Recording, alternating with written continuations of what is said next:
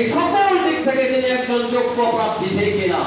সকল বিবেচনায়, বয়সের বিবেচনায়, সামাজিক কর্মকাণ্ডের বিবেচনায়, সকল দিক থেকে তিনি একজন যোগ্য প্রার্থী, ঠিক কিনা?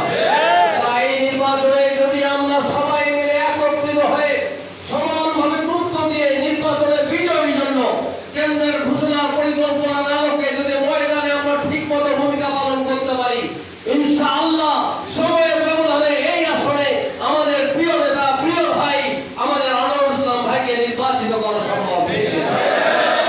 এই নির্বাচনের বিজয়ের জন্য আপনাকে এখন থেকে ময়দানে যেভাবে ভূমিকা রাখা দরকার, যেভাবে পরিশ্রম করা দরকার, যেভাবে ভোট কন্ডাক্ট করা দরকার, ওই বাতিলের ষড়যন্ত্র, ওই আমাদের সমালোচনাকারী ব্যক্তিদের ষড়যন্ত্র মোকাবেলায় যে দৃঢ়তার পরিচয় দেওয়া দরকার, সেটার জন্য আমাদেরকে এখন থেকেই প্রস্তুতি গ্রহণ করতে হবে।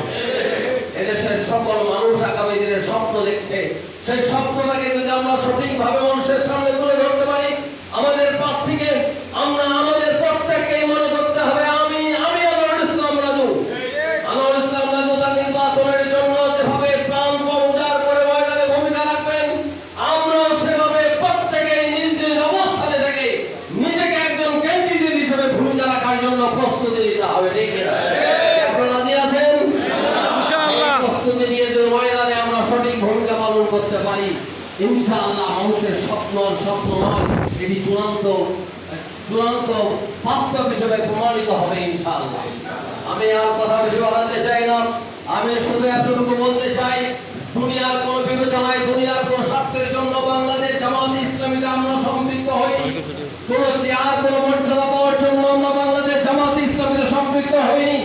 আমরা আখিরাতের আল্লাহ সন্তুষ্ট এবং জান্নাত লাভের জন্য এই কাজে আমরা হাত দিয়েছি। যে যত বেশি কোরবানি করতে পারবো, ভূমিকা রাখতে পারবো, সে তত বেশি আল্লাহর কাছে প্রিয় গোলাম হিসেবে চিহ্নিত হবে, ঠিক কিনা? সুতরাং এই নির্বাচনে আমাদেরকে মনে করতে হবে, এই নির্বাচনের প্রতিটি কাজ হবে আমাদের আমল, আমাদের আল্লাহ সন্তুষ্টির গুরুত্বপূর্ণ আমল। এই কাজ করবার মধ্য দিয়ে আগামী দিনে চূড়ান্ত বিজয়ের জন্য ময়দানে ভূমিকা রাখতে হবে। আমরা সবাই সেই ভূমিকা রাখবো ইনশাআল্লাহ। সর্বশেষ বলতে চাই, নির্বাচনের দিন এবং নির্বাচনের ভোট গণনা না হওয়া পর্যন্ত ওই ময়দানে আপনাদেরকে দাঁড়িয়ে থাকতে হবে, প্রস্তুতি নিতে হবে। কোন সন্ত্রাস, কোন ফ্যাসিস্ট, কোন জালিমের চক্রান্তে নয়, কোন ষড়যন্ত্র নয়, সকল মোকাবেলা করে, সকল ষড়যন্ত্র মোকাবেলা করে, সকল সন্ত্রাসী মোকাবেলা করে আমরা বিজয়ের নিশ্চিত ঘোষণা নিয়ে আমরা কেন্দ্র থেকে সরে যাবো ইনশাআল্লাহ।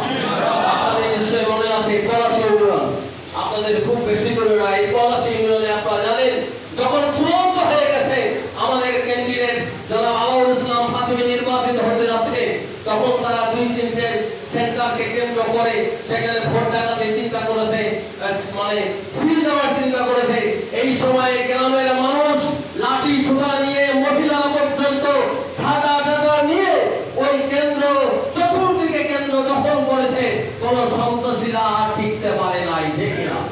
এই ধরনের প্রস্তুতি নিয়ে নির্বাচনের চূড়ান্ত বিজয়ের জন্য নির্বাচনের দিন যে ভূমিকা রাখা দরকার, সেই ভূমিকা রাখার জন্য আমাদেরকে প্রস্তুতি নিতে হবে। রাজি আছেন ইনশাআল্লাহ?